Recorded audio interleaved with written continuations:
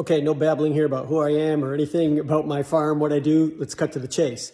I've got a 20-year-old Kubota L3710. I had to really gut into it here to take my radiator out because I poked a hole in my radiator, which I've now patched.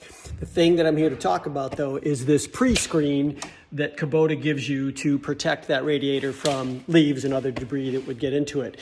If you have a bucket on your tractor and you have this big framing on the side, whatever model you have, you've probably had the same frustration I have. It is almost impossible to get that screen in and out to clean it properly. And that's how I poked the hole in the radiator, trying to shove the thing back in there after doing some service.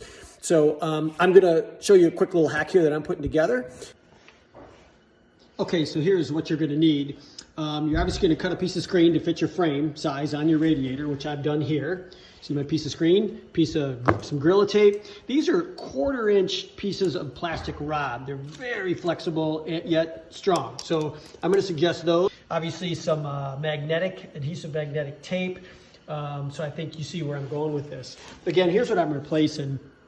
This screen that Kubota makes is now $100, and it's actually not very effective. It's too stiff at the top where it should be flexible and too flexible on the sides where it needs to be stiff. So it doesn't really protect the radiator as well. There's big gaps usually, at least in my application. So here we go. So you can see what I've done here. I've got two sides that just have the plastic rod in them, and then the two ends, that one's got a magnetic strip in it, and you can see what I'm doing here, just about to fold the magnetic strip into the end of this one with the Gorilla Tape.